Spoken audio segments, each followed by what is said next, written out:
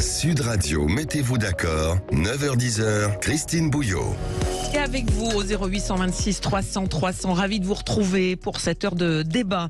Aujourd'hui, vous le savez, avec les coups de cœur et les coups de gueule de nos débatteurs du jour que je salue, qui viennent d'arriver, qui sont en grande forme. Ça parle vacances, mais pas que. Frédéric Dabi, bonjour. Bonjour Christine. Directeur bonjour général de l'IFOP et auteur de La Fracture aux éditions des Arènes. Nicolas Genté, bonjour. Nicolas, directeur des Centristes, conseiller de Paris. Petits yeux ce matin. Oui. Oui, j'ai envie de vacances. J'ai envie de vacances. Oui. C'est bientôt, c'est bientôt. Geneviève Göttinger, bonjour Geneviève. Bonjour. Présidente de l'agence Image, et puis va nous rejoindre également Sophie de Menton dans un instant.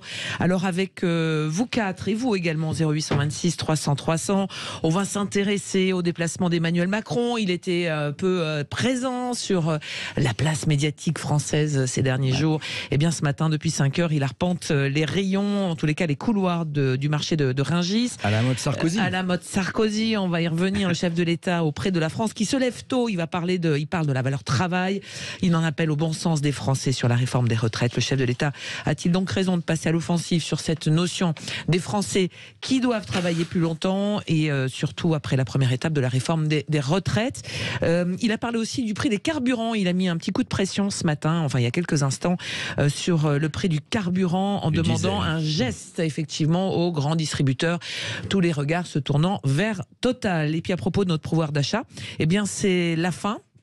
Avant même sa création du panier anti-inflation, il était soi-disant dans les cartons du gouvernement et finalement ça ne se fera pas, a dit Bruno Le Maire, sous la pression des grandes enseignes. Et si l'homme de la présidentielle, la prochaine à LFI, s'appelait François Ruffin?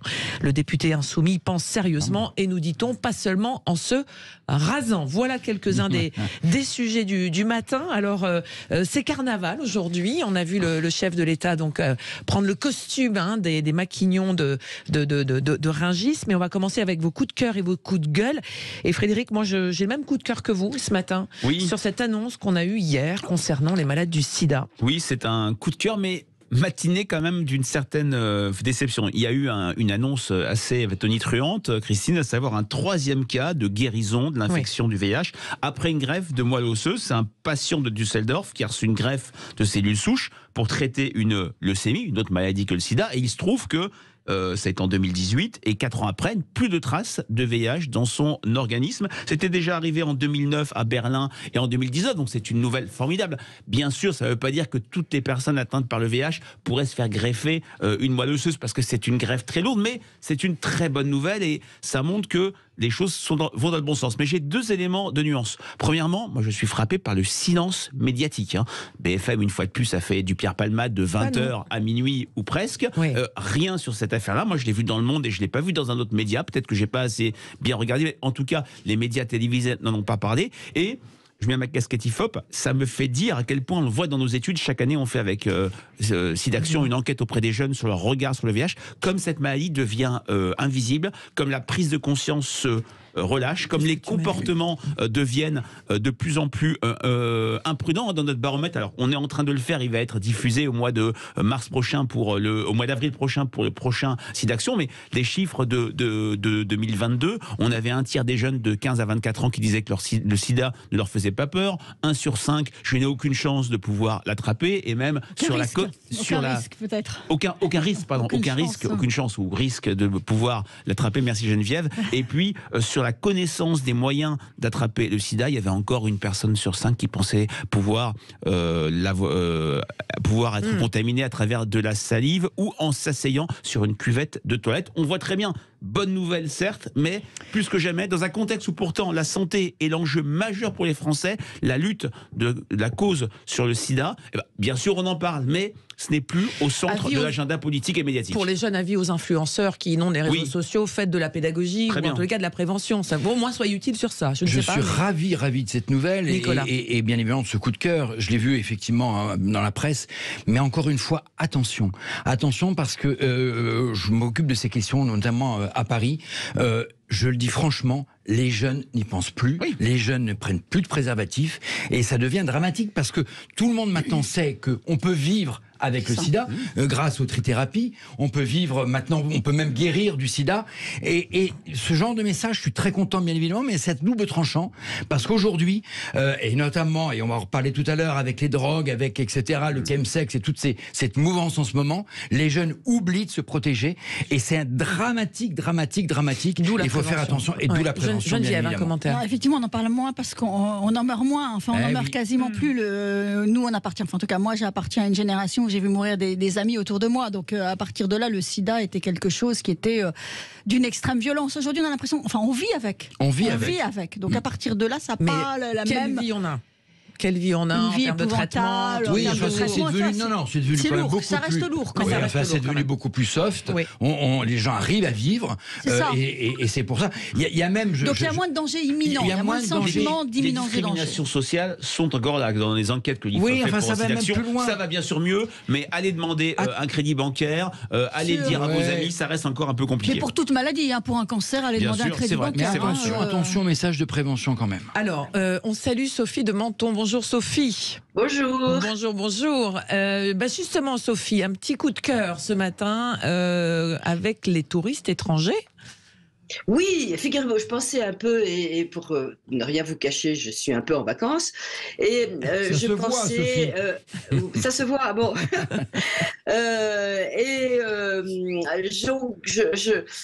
J'étais absolument étonnée de voir le nombre de touristes. D'abord, il faut s'en réjouir.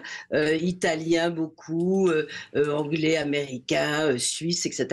Et même à Paris, avant de partir, j'étais très étonnée de voir à quel point ils étaient aimables. En l'occurrence, vous croisez un touriste, il vous sourit, vous laisse passer. Il est en vacances, c'est plus facile. Ouais. Et en même temps, nos compatriotes qui les accueillent dans les boutiques à bois ne parlent pas anglais. Ça, c'est un point très important que je voulais souligner aussi, parce que nous sommes vraiment le très très mauvais élève de l'Europe et peut-être de beaucoup de pays, et la façon dont ils sont accueillis, alors qu'on attend les Jeux Olympiques quand même, j'ai l'impression qu'il faudrait des leçons de savoir-vivre et d'anglais à tous les Français. Mais plus sérieusement, vraiment, je vois la différence de comportement, parce que c'est pas parce que vous êtes en vacances, vous avez spontanément le geste de vous arrêter, de laisser passer, et en France, on vous bouscule, il y a une agressivité dans l'air que je trouve importante, et c'était à la fois mon coup de gueule, mais c'est surtout mon coup de cœur pour les touristes, parce que je ne vais pas faire de coup de gueule, sinon on dira que je suis comme les Français, agressive. Une râleuse. Donc, une râleuse. Donc, je crois qu'il faut vraiment faire attention, et en plus, c'est salutaire, parce que être aimable et sourire, c'est contagieux. Il faut faire un peu attention et pas se laisser aller en permanence à cette espèce de... c'est pas ici, Sophie, c'est là-bas. Monter dans une rame de métro bondée avec le sourire et la bonne humeur, c'est un peu compliqué parfois. Non. Enfin, c'est pas plus facile en râlant. Non, mais disons qu'on a du mal à décrocher un sourire. On a connu Nadine de Rothschild, maintenant c'est Sophie de Menton qui nous apprend, et bravo à elle, les leçons nous rappeler de savoir-vivre, qu'il faut bien sûr voir les choses positivement. Mais vous ne croyez pas si bien dire, puisque j'ai écrit le savoir-vivre en affaires. C'est pour ça. Exactement. Nicolas, on parlait de... Ah oui, alors moi ça va être plus dramatique, excusez-moi. Moi je voulais revenir sur l'affaire Palmade, ou plutôt je dirais même l'accident tragique de la route départementale de Seine-Marne, parce qu'il ne faut pas quand même oublier les victimes dans cette histoire. Il y a une surmédiatisation, tu le disais à l'instant Frédéric, de l'affaire Palmade non-stop sur les chaînes d'infos, encore hier soir, 4 heures le soir sur l'affaire Palmade.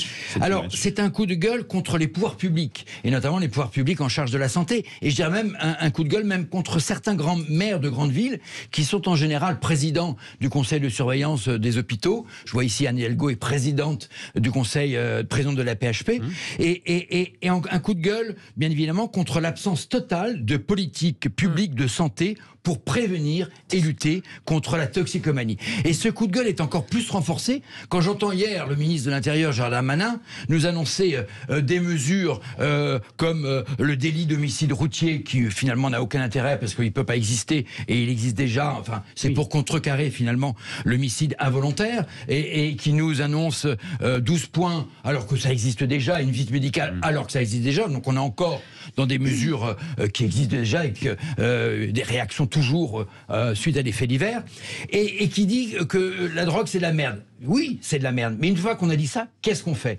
Et donc, mon coup de gueule, c'est bien sûr, il y a un coup de gueule à la limite, où c'est sur le manque de prévention, bien évidemment, qu'on fait sur ces drogues. D'infirmières scolaires. Bien sûr. Alors, pas de prévention. Donc, alors, il y a un problème. On dit pas de prévention, on peut pas faire communication sur les produits interdits. Mais alors, qu'est-ce qu'on fait? Bon, là aussi. Si, on peut. Mais là Et aussi, si on s'attaquait un peu aux trafiquants? Il faut aller. On peut faire les deux, Sophie. Il faut réagir. Oui, Il faut réagir dans les écoles, notamment face à ces jeunes dealers qui viennent proposer gratuitement du shit à nos gamins dès l'âge de 13 ans. Il faut qu'il y ait des actions dans les écoles. Et pas seulement avec le gendarme qui vient avec sa mallette, mais avec des anciens toxicomanes qui viennent s'exprimer. Et puis, deuxièmement, il y a un problème de soins. Et ça, j'y tiens vraiment personnellement. Il y a un problème de sevrage. Aujourd'hui, quelqu'un qui a un problème avec le chemsex, eh ben, il peut pas aller se faire sevrer s'il a envie de sortir de son addiction. Eh ben, aujourd'hui, il y a l'hôpital Marmottan où il y a 12 lits. Il y a l'hôpital, la clinique Montevideo qui est gratuite où il y a 60 lits. Tout est plein. D'ailleurs, on l'a vu, Pierre Palmade est allé en grande banlieue pour aller se faire soigner. Et il y a vraiment un décalage entre les faits aujourd'hui et effectivement ce qu'on en veut. Et aujourd'hui, il y aura une déferlante de cocaïne en Europe. Il y a une déferlante à travers les ports même français du Havre ou à Anvers ou même dans les petits ports bretons. Il y a une déferlante des drogues de synthèse. Et aujourd'hui, l'État n'est pas en mesure de répliquer par une politique publique de santé importante. Voilà, c'était mon coup de gueule de ce matin. Pardonnez-moi, vous avez tout à fait raison. Oui. Rapidement, Sophie, alors, concluons. Très rapidement, vous avez tout à fait raison, mais c'est encore on demande à l'État. La déresponsabilisation est générale sur tous les sujets. L'État ne fait pas ce qu'il faut, l'État ne prévient pas. L'État, c'est vrai. Cela dit, il y a aussi une question d'éducation, il y a aussi une question d'abord de sévérité envers les consommateurs, qui soient un peu responsables. Et même quand on prend de la drogue, même si on est mineur, etc., il devrait y avoir une répression immédiate.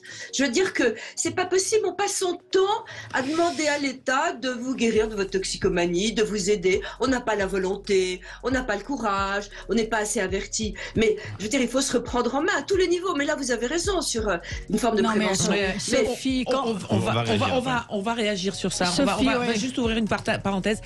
On s'arrête un instant. Il est 9h15. Dans un instant, on s'arrête un court instant sur Sud Radio et on continue ce débat sur qui est responsable de la prévention aujourd'hui contre les drogues, sur la lutte contre la toxicomanie et les drogues. C'est, on va dire, une des conséquences de l'affaire Palmade. À tout de suite sur Sud Radio.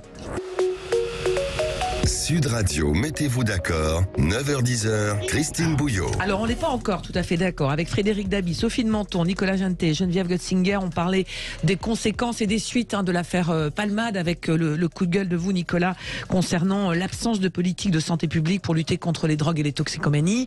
Sophie, vous disiez que là-dessus, on ne peut pas demander tout à l'État. Geneviève, vous vouliez... moi, je pense qu'il faut demander beaucoup au pouvoir public. Effectivement, on ne peut pas demander tout à l'État sur tout, mais là, je pense qu'il y a un âge où les gamins se construisent contre leur famille, sont en réaction contre leur famille. Tout le monde passe par là.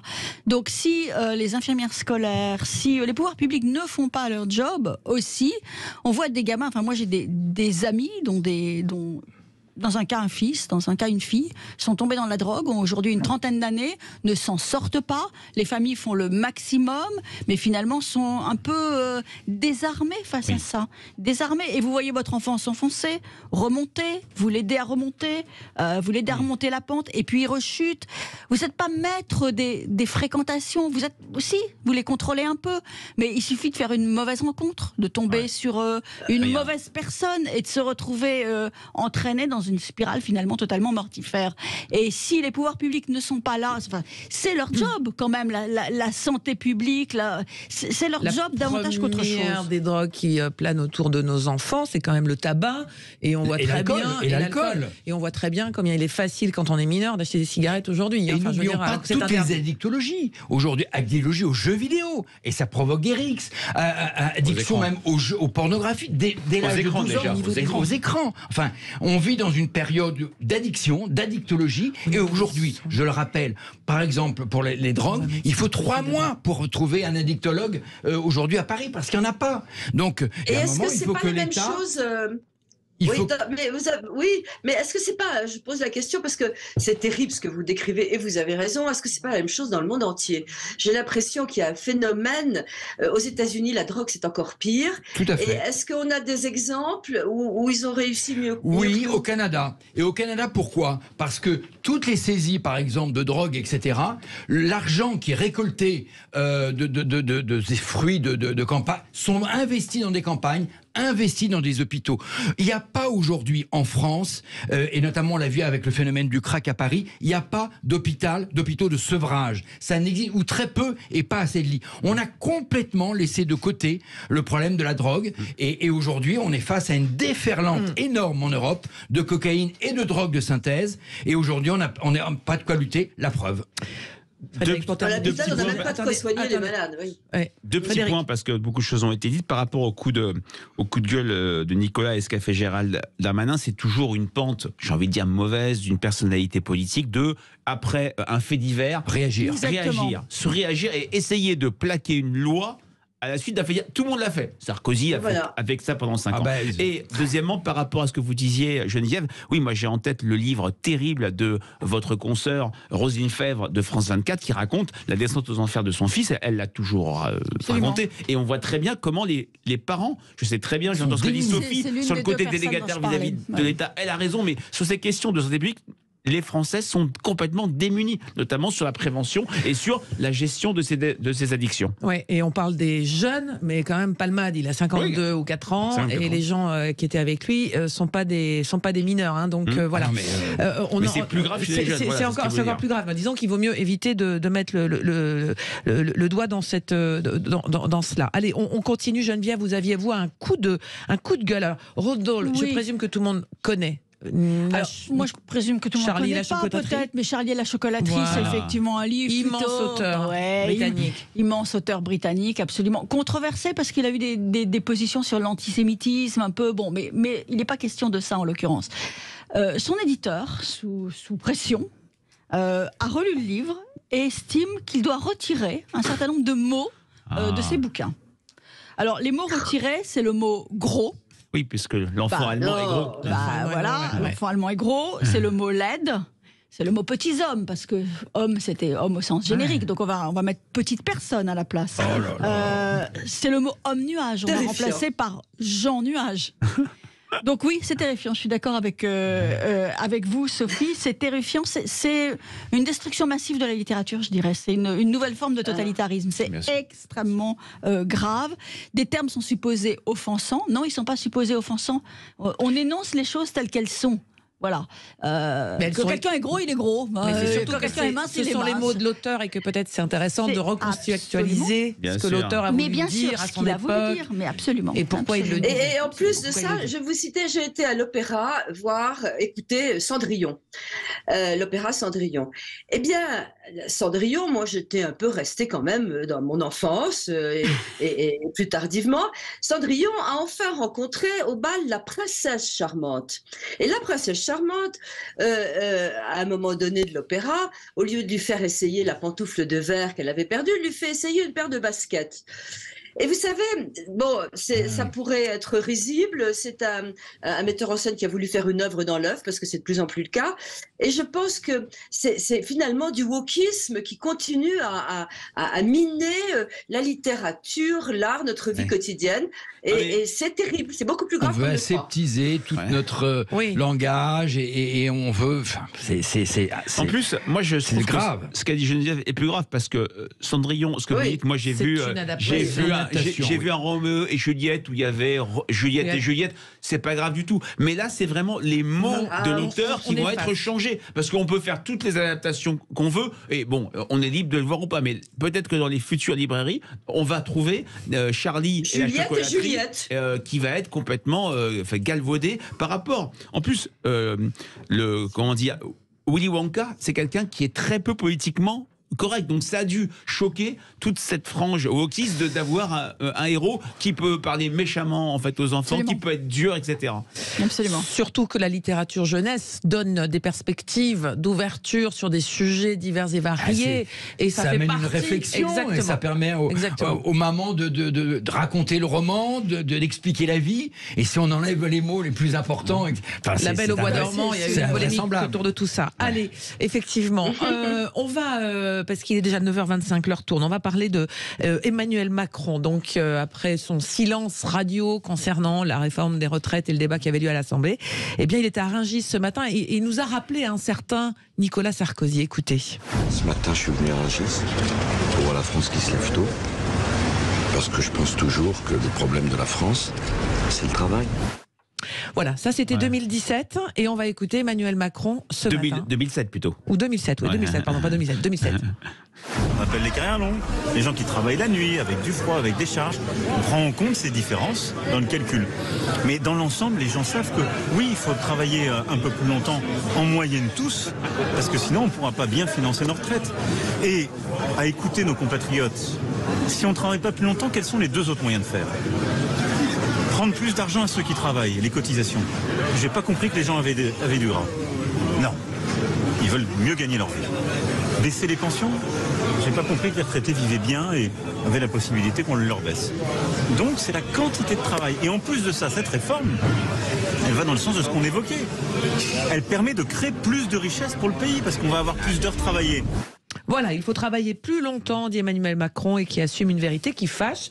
Il est dans son rôle, Emmanuel Macron. Alors, Frédéric. Plusieurs choses. Déjà, c'est un artifice de communication, une action de communication éculée. Qu'un homme politique aille à Rungis pour célébrer la France du travail, c'est un grand classique. Bon, ça, rien de nouveau sur le rien soleil. de nouveau. Et puis Nicolas Sarkozy, François Mitterrand l'a fait. Tout le monde l'a passé. Jacques Chirac était. Même nous. D'ailleurs, on se demandait quand est-ce qu'il allait y aller. Voilà, c'est vrai.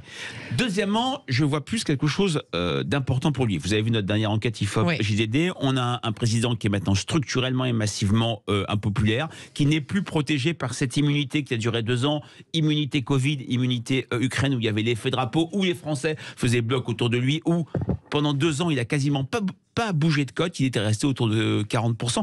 Là, il est quand même touché par cette réforme des retraites. On est dans la figure classique d'un président qui paye une réforme impopulaire, donc il doit trouver des nouveaux sujets.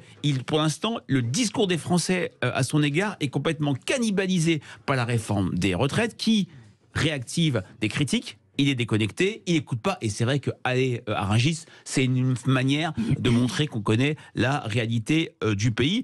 Est-ce que les Français vont voir l'artifice? Ils vont le voir. Est-ce que ça va changer quelque chose à court terme? Ça ne change rien, mais il ne pouvait pas ne pas le faire. Et c'est une manière aussi pour lui, indirectement, de soutenir à bas bruit cette réforme des retraites en reprenant la rhétorique Fillon-Wörth de 2010, qui est parce qu'on ne peut pas baisser les pensions, parce qu'on ne peut pas augmenter les cotisations, il ne reste qu'un effort entre guillemets raisonnable, passer de 60 à 62 en 2010, de 62 à 64, mais là, ce qui passait en 2010 ne passe absolument pas aujourd'hui. Dernière enquête IFOP fiduciale pour Sud Radio, on a de mémoire seulement 30% des Français favorables à la réforme. Geneviève. Alors, il est touché. Sophie, attendez, Geneviève d'abord, et on fera il est touché par la réforme des retraites, on est complètement d'accord. Hein, les chiffres sont là, vos chiffres sont là. Il est très jeune, il n'est pas concerné, mais il est touché. Non, oui, il est touché, il est atteint. Voilà, il est atteint, mais en même temps, il se protège beaucoup. Jusqu'à présent, on peut dire quand même qu'il s'est très protégé sur cette thématique, puisqu'il n'est pas du tout monté en première ligne. Hein. C'est vraiment la première ministre et le ministre du Travail qui encaissent les coups. C'est le cas de le dire concernant Olivier Dussopt. Donc, il était peut-être un petit peu temps qu'il sorte du bois d'une certaine manière, Emmanuel Macron. Et moi, je trouve que c'est plutôt... Alors, oui, ok, c'est déjà vu, ça se reverra, ça s'est vu dans le passé. Mais finalement, aller à Rungis pour parler de la France qui travaille durement, de la France qui se lève tôt, il n'y a pas mieux. Enfin, il n'y a pas mieux. Effectivement, il est là au milieu de gens qui se lèvent tôt, qui travaillent durement. C'est une réalité. C'est leur vie. Donc, je trouve qu'en termes de communication, c'est pas forcément stupide. C'est pas effectivement stupide ce que vous dites, Geneviève, mais on va continuer à en parler. Merci. Ce que je veux dire, c'est le bon sens des Français. Merci, Christine. Christine sait nous flatter, sait nous valoriser. On va revenir dans un autre. Sauf que je suis pas du tout d'accord. Sophie, on va faire une pause. On va s'arrêter un court instant. temps. Et on va revenir sur ce sujet-là. Et on va éclairer nos sujets, en tous les cas, nos pensées. Allez, à tout de suite sur Sud Radio. Sud Radio, mettez-vous d'accord, 9h-10h, Christine Bouillot. Avec Frédéric Dabi, Sophie de Menton, Nicolas Jeantet et Geneviève Götzinger. Alors Geneviève, on parlait de la sortie d'Emmanuel Macron ce matin à Rungis. Le chef de l'État qui dit assumer une vérité qui fâche, et il en appelle au bon sens des Français sur cette notion de valeur travail, comme s'il opposait les manifestants qui étaient des grands feignants quelque part. Hein. C'est un peu ça qui met en opposition. Sophie, Geneviève disait c'est un exercice un peu obligé d'aller à Rungis et finalement il n'y a rien de nouveau. Il est dans son rôle finalement.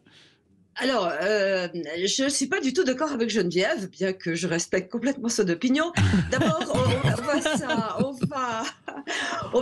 je vais m'axer sur la communication. Bon, Rungis, dirigé par Stéphane Layani, je le reprécise, et on est très fiers parce que Rungis est membre du mouvement éthique que je préside. Et il faut un dynamisme incroyable pour diriger ça. C'est vraiment un pôle formidable, commercial, etc. Moi, ce que je trouve très maladroit, c'est justement d'aller à Rungis pour parler de la retraite en disant allez bosser plus, c'est au mec qui bosse le plus au monde. Ils sont à 4h du matin, encore plus tôt que ça, sur le terrain. Ils sont à minuit, ils arrivent à minuit. Oui. Ils arrivent à minuit, oui, absolument. Les Fordéales, on les appelait autrefois, etc. Donc c'était vraiment une population qui bosse. Mais qu'est-ce qu'on va aller leur dire? Vous savez, les mecs, va falloir bosser un peu plus longtemps. Hein. Les retraites, vous avez quand même compris. C'est vraiment le pire endroit où le dire. Qu'il aille là-bas et qui ne... Moi, j'aurais pas dit un mot sur les retraites. J'y serais allée, j'aurais félicité. On lui a posé la question. Il ne voulait pas au départ. Il a très peu parlé il savait très bien que ça allait lui être posé comme question. Geneviève. Moi, j'aurais pas répondu ça. Pardon. De ce qu'on suit jusque-là, il a très peu parlé des retraites. Il n'allait pas à Rungis pour parler des retraites. Non. Il allait à Rungis pour parler... Dans quoi c'est ce qui reste? Il allait... Je sais pas, on verra à la fin de la matinée, mais il allait à Rungis, pour parler de la valeur travail. Donc pour contextualiser quelque chose, et c'est ce qui a manqué peut-être depuis le début de ce débat sur la réforme des retraites, c'est aller au-delà de l'approche purement à la fois technique et économique. On vit plus longtemps, donc il va falloir travailler plus. Le système ne sera pas forcément à l'équilibre en telle année. Non, c'est recontextualiser autour du travail. Qu'est-ce qu'est le travail aujourd'hui dans nos vies? Est-ce que vraiment le travail, est-ce que vraiment le travail n'a plus aucune valeur? Est-ce que le travail n'a plus de sens? Est-ce que en fait le travail c'est un pis-aller pour gagner sa vie jusqu'à la retraite? Est-ce que c'est ça? Ou est-ce que le travail ça a du sens, ça a de la valeur, c'est quelque chose qu'on aime faire, qu'on peut aimer faire, même quand on fait un travail difficile? Est-ce qu'on peut y trouver de la satisfaction? Ça, c'est un débat qui n'a pas du tout été posé. Si on l'avait posé en ces termes, ça serait peut-être mieux passé, cette réforme des retraites. Nicolas. C'est d'ailleurs le grand loupé de cette réforme sur la retraite. On a occulter les deux grands débats sur la valeur travail et la natalité. Ce qui fait de ces réformes de retraite un aménagement paramétrique que les Français rejettent complètement, parce que c'est une réforme injuste. Injuste parce qu'on demande aux Français de travailler 2 ans pour finalement économiser 15-17 milliards sur une dette estimée par Maastricht à 3 000 milliards. Donc les Français ne s'y retrouvent pas. Je crois que Macron avait besoin quand même de retrouver, de renouer avec le tissu social, parce que ce tissu social aujourd'hui en France, il est brisé. Il y a quand même 2 millions de manifestants chaque semaine dans les rues, et les syndicats sont regroupés ensemble, même si aujourd'hui il y a une petite guéguerre entre Mélenchon et les syndicats, mais aujourd'hui il a besoin de renouer avec la valeur travail. Je finis juste. Et aujourd'hui, il n'a pas d'autre choix. D'ailleurs, ces communicants disent on va aller peut-être sur le concept pas travailler plus, mais travailler mieux. Bon, et ils sont en train de rechercher maintenant un nouvel angle d'attaque pour redonner aujourd'hui un peu de consistance à Emmanuel Macron. Parce que ce qui arrive dans les semaines à venir, c'est pas terrible. On va parler du projet de l'immigration. On va être obligé d'avoir le 49.3. Il y a un projet institutionnel de regrouper les législatives, de décaler les législatives et présidentielles. Ça fera une réforme constitutionnelle, ça va être impossible. Et ça ne parle pas aux gens, surtout. Et ça ne parle pas aux gens. On parle du projet de fin de vie. Bon, ça parle beaucoup aux gens. Oui, enfin, on va utiliser les mots, excusez-moi, mais on va utiliser les mots quand même. Suicide assisté, euthanasie. Donc des termes assez durs que les Français sur lesquels dialoguons. Le dialogue va être quand même difficile. Donc aujourd'hui, il faut qu'ils sortent par le haut de cette réforme de retraite qui est un échec total, et il avait besoin de renouer avec les Français. Voilà, alors il est sorti effectivement à Rungis. Je pense que c'est pas forcément... Attendez, Sophie, alors d'abord Frédéric, et Sophie, je vous passe la parole. Allez-y, Frédéric. Oui, non mais c'est vrai. Il ne faut pas hypertrophier les actions de communication. Il va à Rungis, je pense que... Il va aller au salon de l'agriculture, où là aussi, il en fera... C'est une séquence monde rural, c'est une séquence terroir, c'est une séquence travailleurs qui se lèvent tôt de la première ligne. Ça n'a pas changé fondamentalement les choses. Mais c'est vrai que la réforme des retraites, elle n'est pas encore votée. Il y a l'échéance du 7 mars. Je partage, même s'il le dit de manière un peu vive, ce que dit Nicolas, ou plutôt les Français dans nos enquêtes qualitatives, celles pour Sud Radio par exemple, nous disent exactement ce que Nicolas dit, une réforme injuste, une réforme pas claire. Autant en 2010 on comprenait la finalité de la réforme, autant là on ne la comprend pas. Et puis c'est vrai que la chance, si je puis dire, pour le gouvernement, c'est la France insoumise. Le pitoyable spectacle qu'a donné la France insoumise. Un Jean-Luc Mélenchon qui n'est pas à l'Assemblée mais qui semble tirer les ficelles. Les tensions très fortes entre le mouvement syndical et Jean-Luc Mélenchon. Mais pour autant, il y a quand même une incertitude sur le 7 mars. Blocage du pays. Est-ce qu'on va venir à un scénario 95 ? 95, c'était pas beaucoup de manifestations. C'était surtout un pays bloqué pendant environ 3 semaines et Juppé Chirac avait cédé. Absolument. Sophie ? Oui, si vous permettez, je voudrais revenir sur la valeur travail, c'est effectivement fondamental. La valeur travail, ce qui est extraordinaire dans cette retraite, c'est que, pardonnez-moi, on n'a pas écouté une seconde les entrepreneurs. Il y a quand même 2,5 millions de gens qui sont des entrepreneurs et qui savent ce que ça veut dire. Moi, j'ai monté J'aime ma boîte qui a eu 20 ans cette année. Tout a changé. Les Français ont confiance dans l'entreprise plus que dans n'importe quoi. On nous a pas écoutés. Même les seniors, on a des solutions. On a voulu mettre un index pour taxer. Mais qui ne vous a pas écouté, Sophie, c'est pas les manifestants. Non, le gouvernement. Non, mais les manifestants, la façon dont on leur a vendu, il y a deux choses. Il y a la façon dont on a vendu, entre guillemets, cette nécessité de travailler plus longtemps, malheureusement. Et il y a le fait qu'on aurait pu la vendre, entre guillemets, très bien, en associant les entreprises. On n'a associé personne. La deuxième chose que je voulais vous dire et qui va dans le sens de moi, une désespérance, vous avez dit justement que ce qu'il faut, c'est une masse de travail supplémentaire. Et il faut créer du travail. C'est pas encore travailler plus longtemps, c'est vrai. C'est pour créer de la richesse, pour que les gens aient des retraites, pour que les gens gagnent bien leur vie, il faut une masse de travail. Bon, et là, qu'est-ce qu'on nous sort? Alors, évidemment qu'il faut de la natalité. Il n'y aura plus qu'un actif pour payer un non-actif. Mais on va bientôt avoir le chèque naissance. Et tout d'un coup, ah oui, c'était pratiquement dans le plan marketing du gouvernement, et tout d'un coup, c'est sorti du chapeau, il faut refaire des enfants.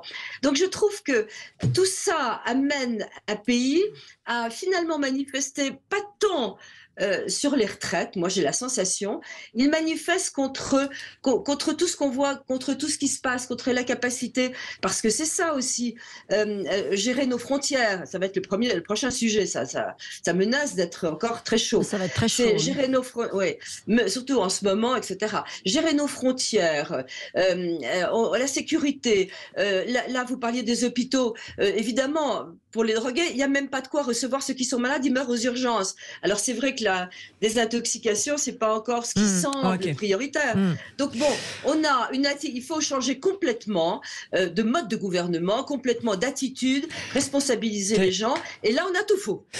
Bonne nouvelle pour l'économie française qui renoue avec la croissance au premier trimestre 2023, c'est ce qui est annoncé ce matin, c'est une source de l'AFP, donc effectivement... Alors ça va plaire aux syndicats qui, je rappelle quand même... le partage de la valeur.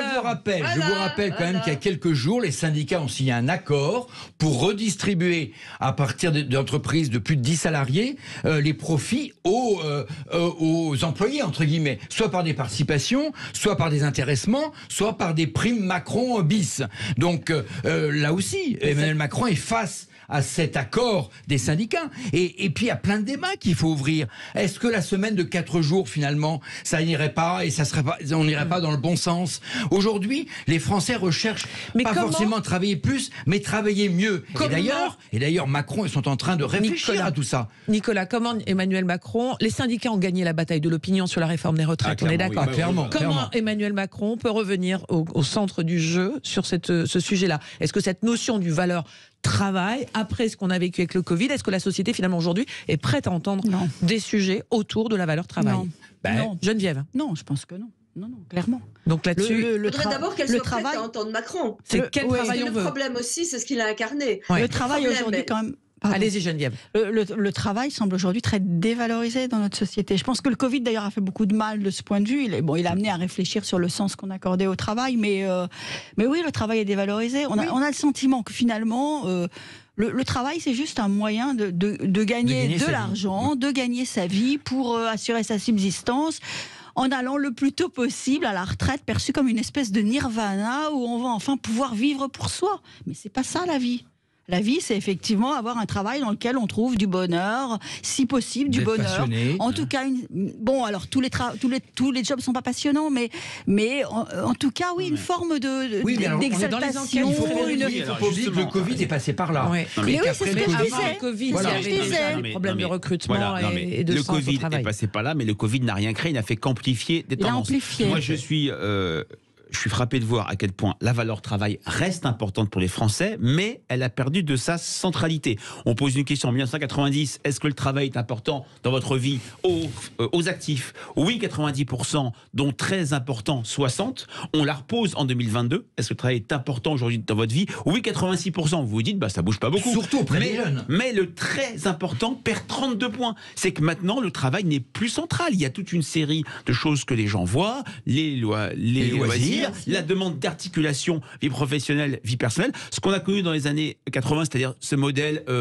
héroïque, on est prêt à bosser jour et nuit, c'est terminé pour les Français, c'est terminé pour les jeunes. Ça ne veut pas dire que ce droit à la paresse, toutes les élucubrations qu'on entend sont pertinente et font sens chez les Français, mais clairement, il y a la question, et tu l'as cité 2 fois, Nicolas, de qualité de vie au travail, de travailler mieux, qui est absolument fondamentale, et de sens du travail. On veut un travail qui soit presque devenu instagrammable, qu'on puisse raconter son travail, et c'est la fameuse phrase de Charles Péguy qui croise quelqu'un, et il lui dit, vous taillez des pierres? Non, je bâtis des cathédrales. Même un travail qui peut apparaître pas très gratifiant, il peut être quelque chose de gratifiant. Aujourd'hui, l'objectif, notamment d'Emmanuel Macron, du plein emploi, ça passe plus auprès des Français. Parce que c'est plutôt travailler mieux. La récompense du travail. La récompense du travail, la qualité de vie, travailler mieux que le plein emploi à tout prix. Voilà, les choses ont changé. Sophie, comment regagner la bataille de l'opinion sur ce sujet du travail pour Emmanuel Macron?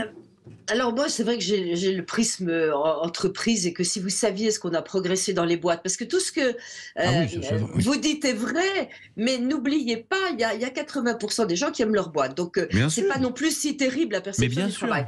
Moi, je pense que le problème, à la limite, et c'est très dommage, et c'est pas une critique, mais c'est Emmanuel Macron, parce que quoi qu'il dise, là, il est dévalorisé. Ah oui. Son gouvernement, oui, mais son gouvernement, ses retraites, ça a été pitoyable. Les gens qui comprenaient pas, et moi-même d'ailleurs, il y a plein de trucs que j'ai pas compris. Les ministres qui comprenaient pas, qui se gouraient sur les chiffres. Sur les 1200 de pension, c'était pitoyable. Donc c'était pitoyable, tout a été pitoyable. On a un rejet de l'Assemblée nationale. Et donc, comment il peut faire, le pauvre? Je veux dire, le pauvre, tout ce qu'il fait. Non, le pauvre, quand même. Avoir un pays, avoir la guerre en Ukraine. Oui, d'accord, mais je ne sais pas comment il peut reconquérir l'opinion publique. Et ça va être... donc, son discours ne passe pas. On va y revenir dans un instant, mais c'est surtout qu'il y a la question du pouvoir d'achat aussi qui revient sur la table aujourd'hui avec cette sortie d'Emmanuel Macron, encore ce matin, qui se tourne vers les producteurs de carburant pour qu'ils fassent un geste sur le tarif du diesel. Voilà, la voiture, on y revient. Le pouvoir d'achat, et d'ailleurs le panier inflation, il n'y en aura pas finalement. On va essayer c'est bien, tant mieux, oui. On va essayer de comprendre si c'est une bonne chose. On verra ça dans un instant, mesdames, messieurs. On se retrouve juste après la pause. À tout de suite. Sud Radio, mettez-vous d'accord, 9h-10h, Christine Bouillot. En compagnie de Frédéric Dabi, Geneviève Götzinger, Nicolas Genté et Sophie de Menton, on en vient rapidement, l'enterrement première classe du panier pouvoir d'achat. De toute façon, c'était couru d'avance, Nicolas, que ça disparaisse, ce panier anti-inflation, ces 20 produits. Oui, en même temps, Bruno Le Maire nous annonce qu'au mois de mars, l'économie va revenir, qu'il n'y aura pas une inflation aussi importante. Avec la croissance. Non, moi je le regrette que ces 20 produits de première nécessité ne soient pas maintenus. Alors effectivement, la grande distribution le fait. Sur un panier de produits. Voilà, sur un premier chacun a son truc. Mais Bruno Le Maire dit il n'y aura pas de mars rouge. C'est son expression. Ouais. Hein. Et donc, effectivement... on va voir. Le Mars rouge, du mois de mars, d'accord. Voilà. Vous voyez, moi je pensais à la barre chocolatée. Non, il n'y aura pas de mois de mars rouge. Voilà. Et donc, l'inflation, voilà. Frédéric, toujours très près. Est-ce que vous vous rendez compte C'était l'infantilisation, on plaisante, l'infantilisation de ce panier. C'est invraisemblable. En plus, il s'adresse à la grande distribution, qui est un secteur assez formidable en France, qui fonctionne bien.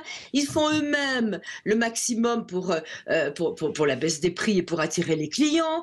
Ils avaient eux-mêmes d'ailleurs inventé ça, ils font des promos, etc., avec des paniers promos. Pendant le Covid, déjà, c'était extraordinaire. Ils fonctionnaient, mais on avait fermé certains de leurs rayons. Et là, c'est l'État qui va décider, comme nos fruits et légumes au menu tous les jours, qui va décider ce qu'on doit manger. Et vous avez raison de plaisanter sur la barre chocolatée, parce que les bonbons étaient interdits dans les paniers promos. Mais qu'est-ce que c'est que cet État qui fait des paniers promos dans la grande distribution? Enfin, c'est complètement En fou. même temps, Sophie, et les auditeurs nous écoutent, la vie est chère. Et je suis sûr qu'aujourd'hui, les auditeurs, les auditrices qui nous écoutent, aujourd'hui, ont du mal à finir leur fin de mois. Et que même moi, je le vois. Quand je vais faire mes courses, je vois que les prix ont augmenté. Alors même s'il y a des réductions, alors moi, sur le ticket, on voit très nettement que Mais les c'est prix pas ont l'État augmenté. qui allait payer le panier, c'est pas l'État. Non, mais enfin, l'État Non, mais il pouvait avait faire bloqué des les prix efforts. sur, Notamment, il y avait le fameux débat d'enlever sur ces 20 produits la TVA. Pour effectivement que ces produits baissent. C'était ça l'idée au départ. Bon, elle est abandonnée parce qu'il n'y aura pas de mars rouge, mon cher Frédéric. Mais bon, on va voir ce qui va se passer au mois de mars. Parler, mais au-delà de la Vous parlez du Non, chocolat. moi, je pense que ce qui est relativement dévastateur pour tout politique, c'est faire des grandes annonces de communication plusieurs semaines et finalement il ne se passe rien. C'est ça qui crée de la défiance. Absolument. C'est ça qui Il crée. l'avait annoncé en janvier et là il a... C'est une différence à laquelle échappent les élus municipaux, parce que le maire de votre ville, quand il dit des choses, souvent il le fait. Il y a vraiment, et quelle que soit la ville, quelle que soit l'orientation politique, il y a toujours cette croyance en la capacité du politique à changer les choses à l'échelle nationale. Beaucoup d'annonces et finalement il n'y a rien, quand bien même les raisons sont peut-être tout à fait justifiables, mais ça fait du mal aux liens représentés, et ça crée de la défiance, du vote pour des partis protestataires et tribuniciens, suivez mon regard, et ça crée au final de l'abstention. Et vous allez voir qu'en termes de beaucoup d'annonces, et finalement on ne fait rien. Pour en revenir au début de notre discussion, vous allez voir beaucoup d'annonces et on ne fait rien. Il n'y aura pas de retrait du permis de conduire cas de... C'est évident qu'il n'y aura pas. Ça a été une annonce ponctuelle. Retrait des 12 points immédiats? Non. En cas de récidive, oui. Non, mais c'est ça le sujet. Voilà. Je pensais que c'était déjà fait d'avoir tiré le permis de conduire. Oui, on peut effectivement, on peut déjà. C'était vraiment une annonce. Alors, on ne va pas dessus. N'oublions pas qu'il y a une hausse de 13% de l'inflation aujourd'hui. Et que les Français...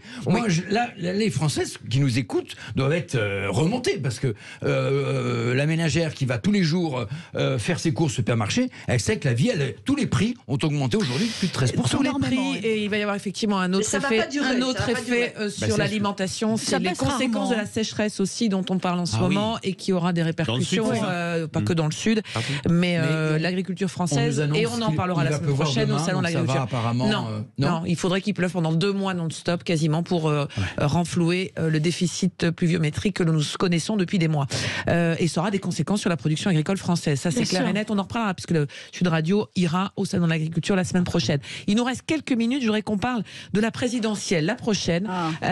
Et si à l'extrême gauche, à LFI, l'homme de la présidentielle s'appelait François Ruffin, il le dit clairement.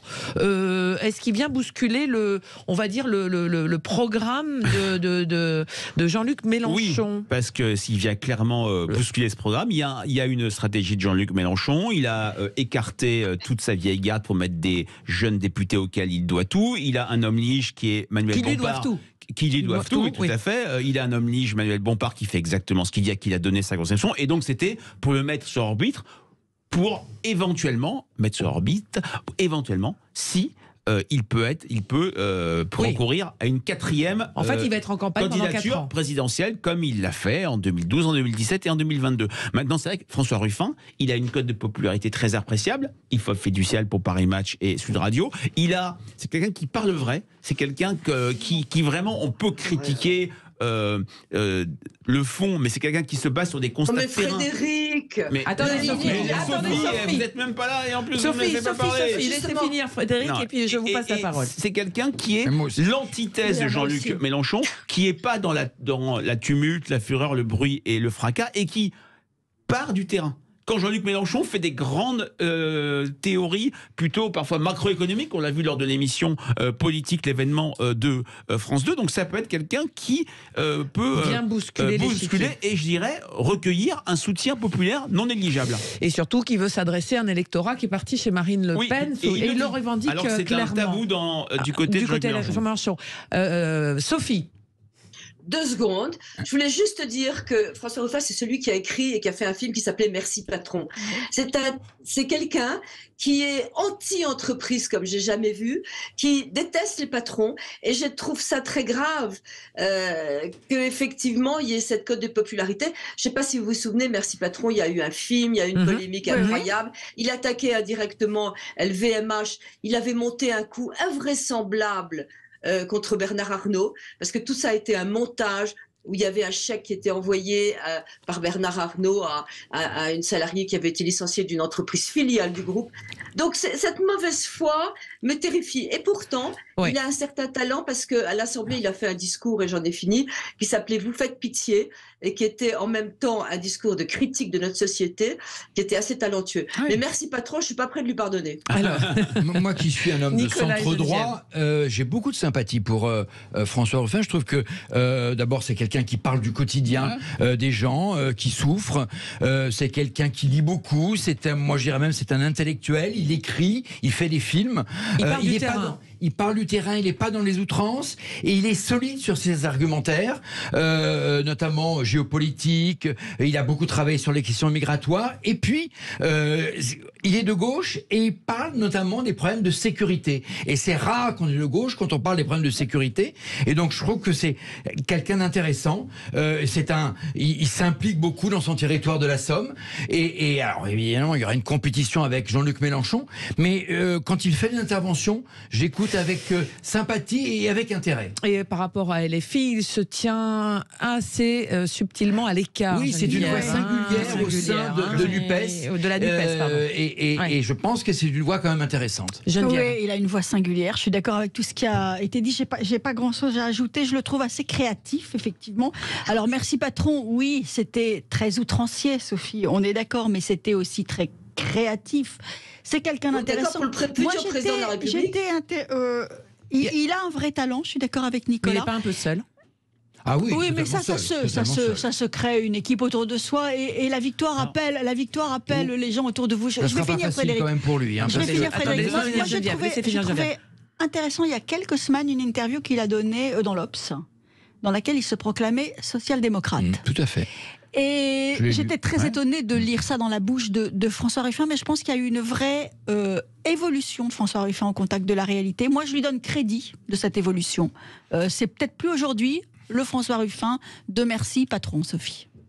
Peut-être que c'est aussi quelque part une résurgence d'une antenne de la NUPES. C'est très intéressant pour donner des chiffres de Sud Radio, notre dernier baromètre Paris Match Sud Radio. Il a 35% de bonnes opinions quand Jean-Luc Mélenchon est à 30%, mais il n'a que 32% de mauvaises. Il y a un tiers de gens qui ne le connaissent pas suffisamment. Donc il y a des marges de progression. C'est quelqu'un qui est quand même pas complètement connu des Français, puisqu'il a déboulé, si je puis dire, en 2017, après Merci Patron, quand il a été élu à l'Assemblée. Est-ce qu'il ne peut pas être finalement le point concomitant de cette gauche social-démocrate, de l'ancien PS, le PS, les écologistes? Il va quand même avoir beaucoup de mal à s'imposer dans le paysage de l'extrême gauche et de la gauche quand même, parce qu'il est seul, il est singulier, etc.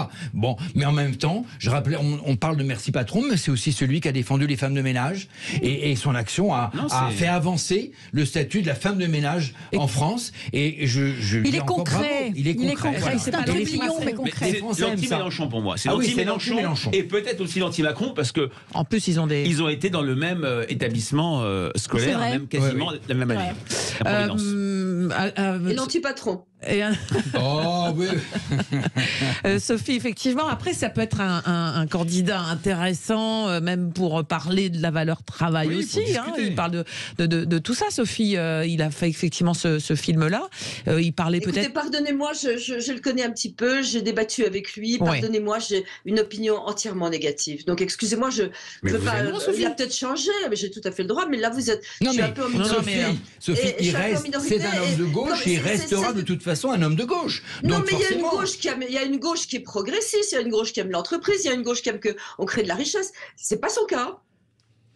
D'accord. Bon, bah, comme ça, c'est noté. Mais en tous les cas, ça fait partie des options du côté de LFI. En tout cas, avec c'est une cette option enquête du Parisien. intéressante qui peut un peu ouvrir un nouveau paysage politique. Et je crois que c'est intéressant. Voilà. Et en sachant qu'il y a ce papier du Parisien ce matin, l'enquête LFI, un parti, 3 adhérents. Comment ça fonctionne? Voilà, si vous voulez. Les gens ne savent pas qu'à LFI, on n'adhère pas.